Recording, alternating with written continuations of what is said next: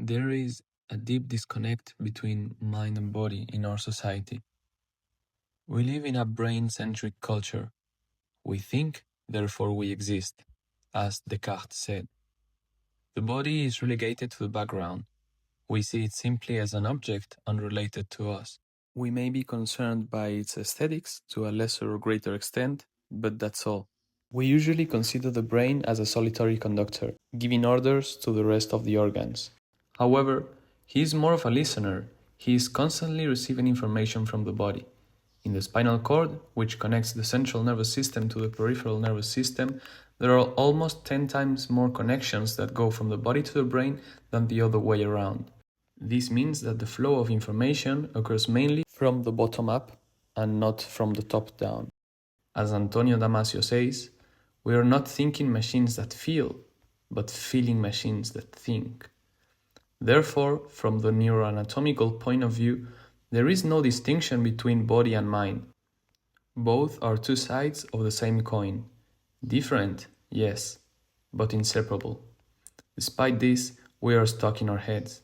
We overestimate our poorly achieved intelligence and underestimate the weight that our body has on our cognitive and emotional processes. For example, have you paid attention to how you are sitting? Studies have shown that posture alters our mental state significantly. A body gesture can change the chemistry of our brains.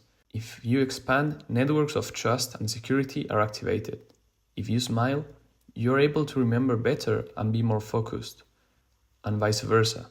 If you shrink, your brain activates circuits related to sadness and apathy. If your face is tense or serious, you tend to have a worse memory, enjoy less your experience, and be less sociable. A drifting body is a drifting mind. Therefore, keep your body in mind. We can all be sculptors of our own brain if we set our mind to it, Ramón y Cajal once said. How? Through practice.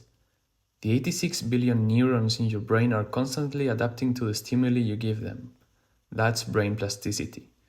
Throughout our lives, we have the ability to learn, to change, to transform ourselves. The important question we must ask ourselves is, where are we directing that change? The most important part of any change process is the intention. Not all of us commit to changing. However, changing the mind from the mind is almost impossible. Try not to think about something, and inevitably you won't be able to stop thinking about it.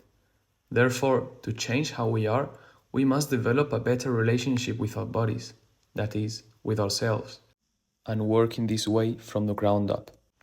Understand that we don't have a body, but that we are a body. Learn not to treat our body as a container for some soul, but as the seed that unifies our physical, cognitive, and emotional life. The neuroscience of the body reveals to us that the study and practice of our body is essential to take care not only of our physical, but also mental and emotional health. Only in this way can we become better versions of ourselves. That's why I think a movement practice is so necessary, a practice of the totality of ourselves. A conscious movement practice allows us to pay more attention to how and why we move, what is happening in our bodies, not only on a physical level, of course, but also mentally and emotionally. Because the practice doesn't end in the body, it starts in the body. Paying attention to the body, that is, to ourselves, we become aware of the present moment, of the here and the now. This way we have the opportunity to stop existing and start being.